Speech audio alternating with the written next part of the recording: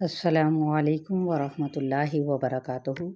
رب اشرح لی صدری ویسر لی امری واحلل عقدۃ من لسانی یفقہوا قولی۔ پارہ نمبر 13 سورہ ابراہیم اور آیت نمبر پڑھنے جا رہے ہیں ہم لوگ 26 سے۔ اعوذ باللہ من الشیطان الرجیم، بسم اللہ الرحمن الرحیم۔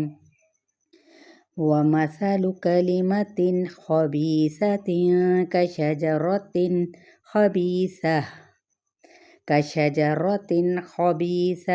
اجْتُثَّتْ مِنْ فَوْقِ الْأَرْضِ مَا لَهَا مِنْ قَرَارٍ۔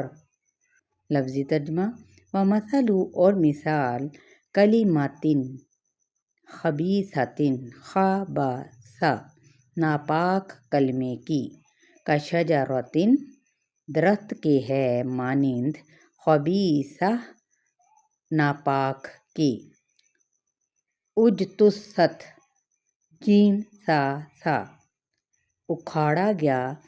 یہ خبیثۃ اجتثت، اس کو نون قطنی کا قاعدہ کہتے ہیں، ٹھیک ہے؟ تو جب بھی ہم نے ملا کے پڑھنا ہوگا خبیثۃ اجتثت،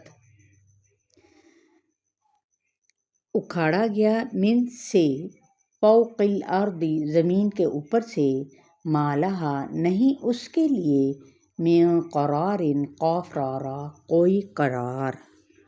اب دیکھیں پیچھے ہم نے کلمہ طیبہ، یعنی ایک تو ہے ہمارا کلمہ طیبہ، اب یہ وہاں پہ پیچھے جو ہم نے پڑھا کشجرۃ طیبہ پاکیزہ درخت، اب یہاں پہ ہم نے کیا دیکھا؟ کلمۃ خبیثہ یعنی ناپاک کلمہ، کشجرۃ خبیثہ مانند ناپاک درخت کی ہے۔ اب وَمَثَلُ اور مثال، کلمۃ خبیثۃ خبثہ ناپاک کلمے کی، میں اگین پڑھ رہی ہوں اس کو، کشجرۃ مانند ناپاک، خبیثۃ ناپاک درخت کے ہے، اجتثت اکھاڑا گیا، من سے فوق الارض زمین کے اوپر سے، ما لہا نہیں اس کے لیے، من قرار کوئی قرار۔ اب دیکھیں یہاں پہ کیا ہے کہ اس کے برعکس اب جو ناپاک بات کی مثال ہے، ناپاک درخت کی ہی طرح ہے یہاں پر۔ یثبت اللہ الذین آمنوا بالقول الثابت فی الحیاۃ الدنیا وفی الآخرہ ویضل اللہ الظالمین ویفعل اللہ ما یشاء۔ یثبت اللہ ثابت رکھتا ہے اللہ، الذین ان لوگوں کو، آمنوا جو ایمان لائے، بالقول الثابت ساتھ ثابت بات کے،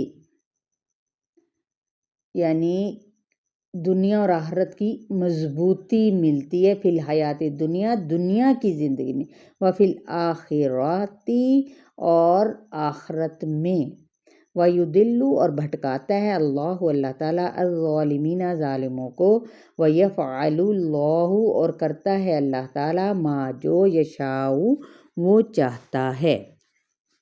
اس کی تفسیر حدیث میں کچھ اس طرح سے آتی ہے کہ موت کے بعد قبر میں جب مسلمان سے سوال کیا جاتا ہے تو وہ جواب میں اس بات کی گواہی دیتا ہے کہ اللہ کے سوا کوئی معبود نہیں اور محمد صلی اللہ علیہ وسلم اللہ کے رسول ہیں، بس یہی مطلب ہے اللہ کے اس فرمان کا۔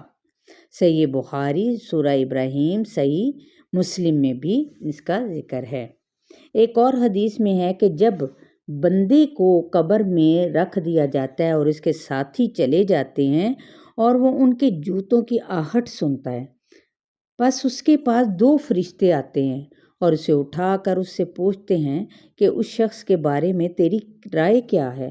وہ مومن ہوتا ہے تو جواب دیتا ہے کہ وہ اللہ کے بندے اور اس کے رسول ہیں۔